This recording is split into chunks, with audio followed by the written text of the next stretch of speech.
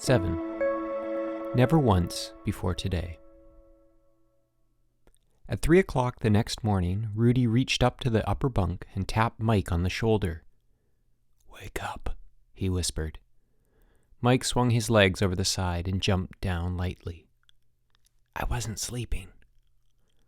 The two boys dressed quickly and slipped out of cabin 13, shutting the door gingerly behind them.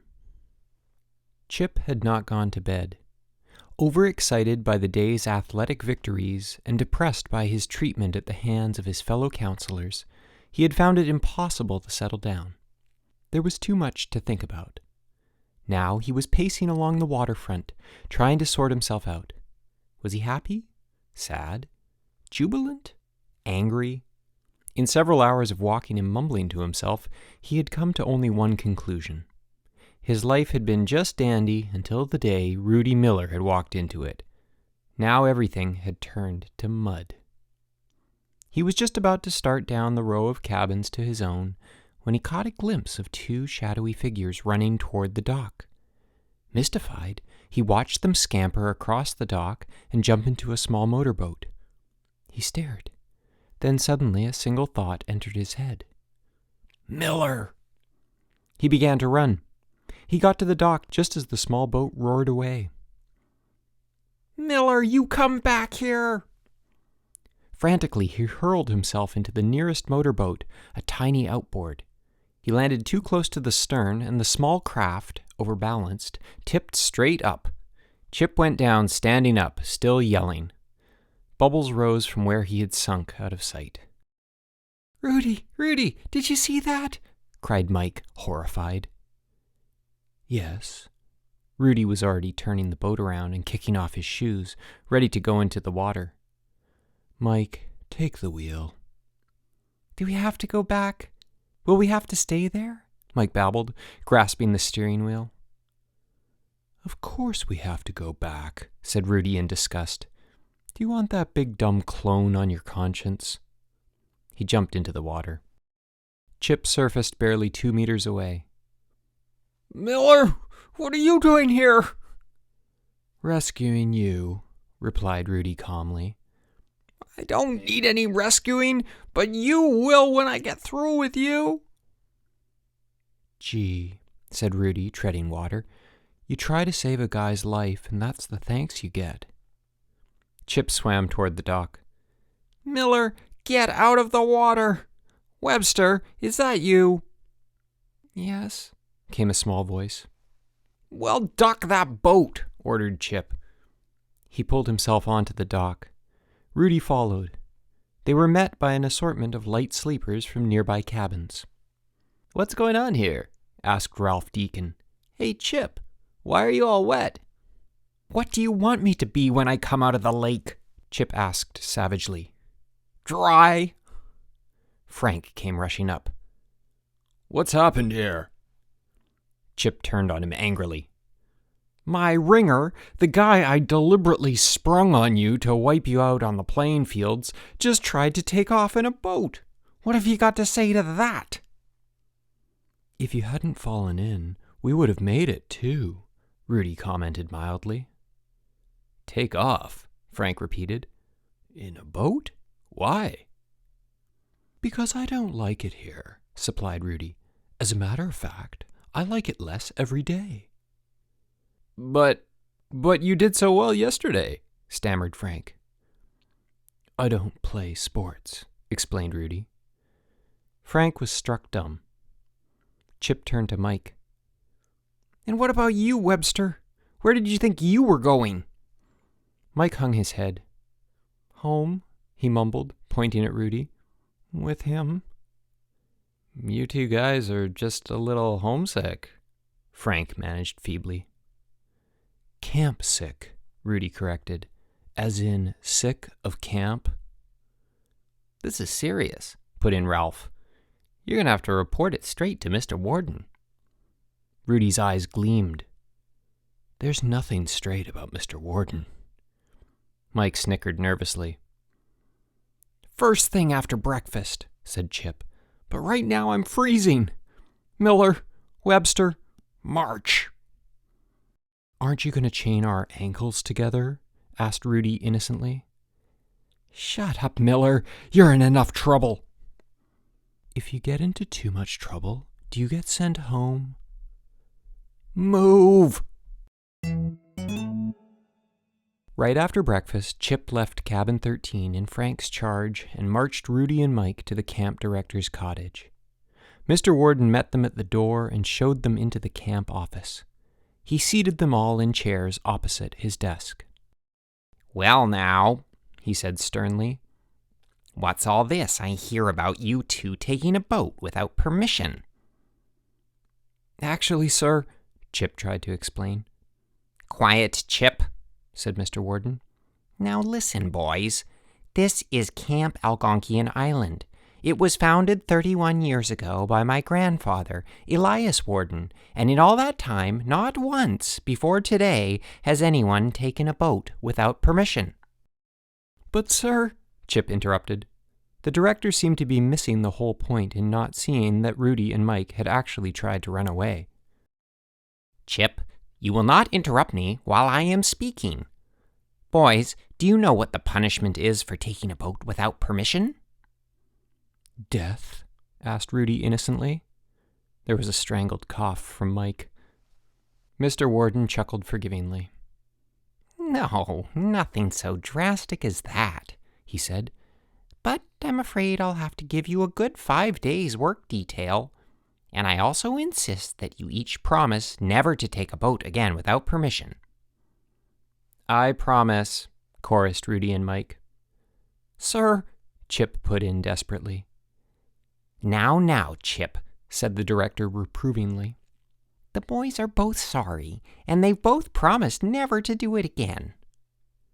Chip sighed. Yes, sir. All right, guys, come on. We're late for letter writing. Dear Mom and Dad, wrote Rudy, how are you? I am okay.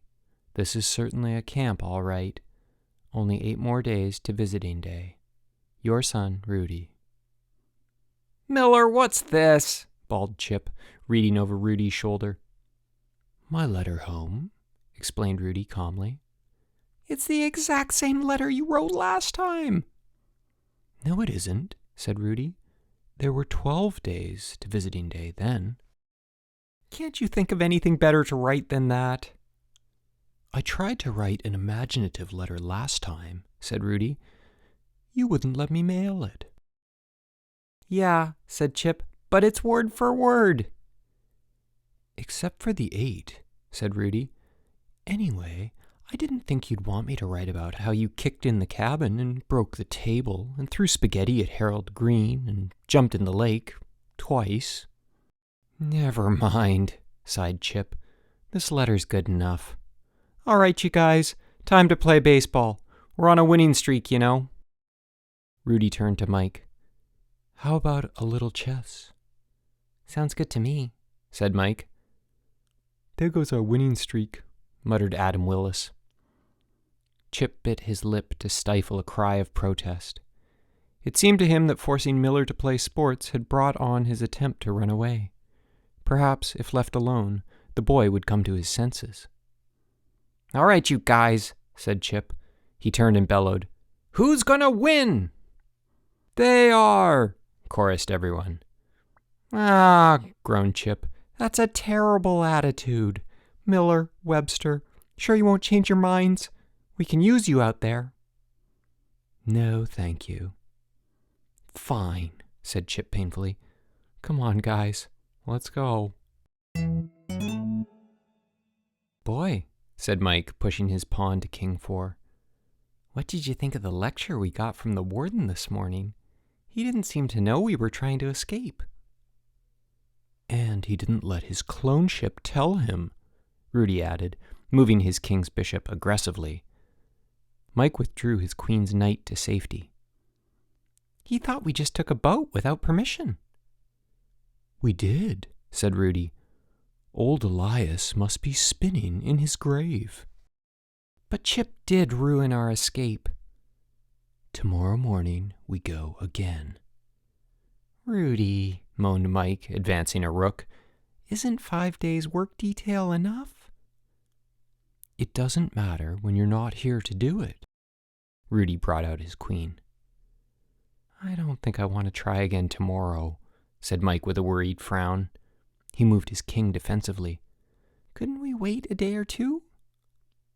And stay here? Asked Rudy scornfully. You stay. I'm going. He plunged his queen deep into Mike's shattered position.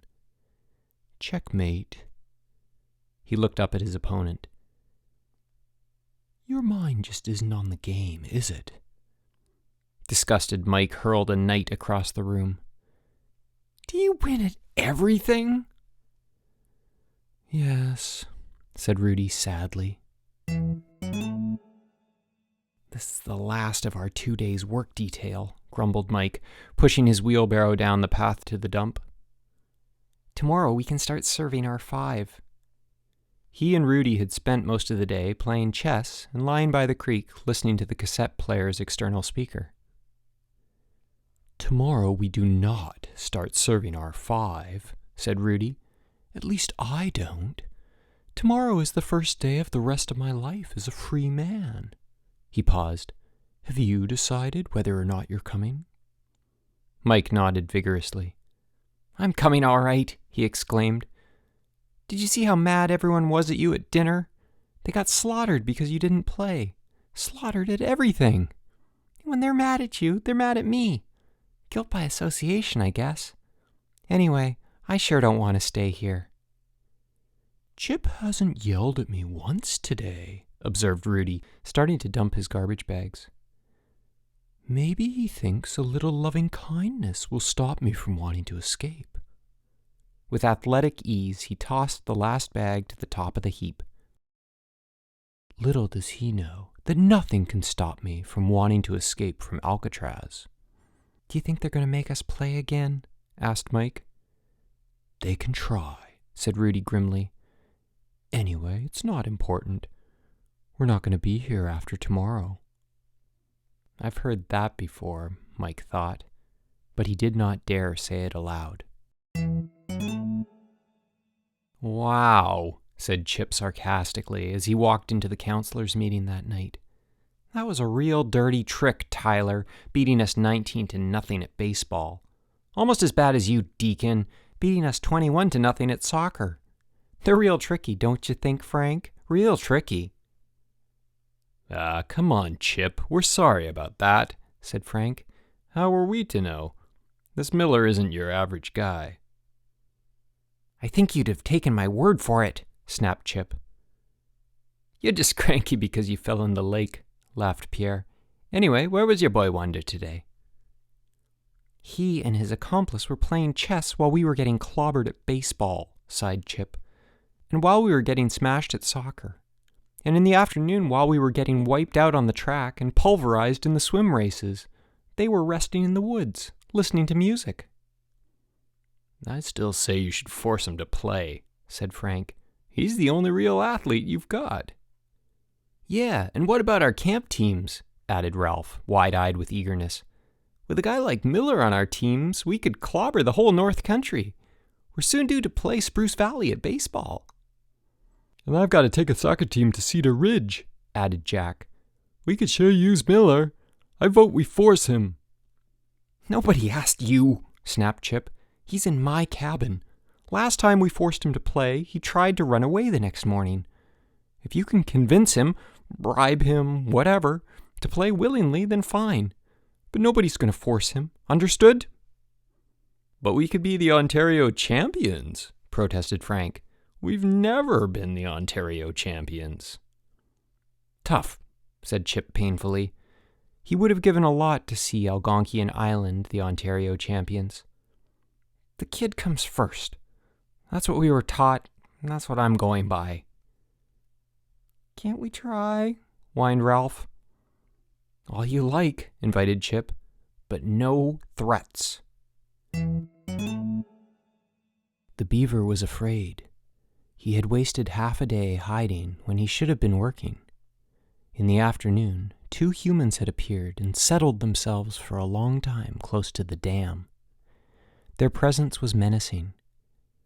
but he must finish his dam and build his lodge, in spite of the humans and their noisy black box.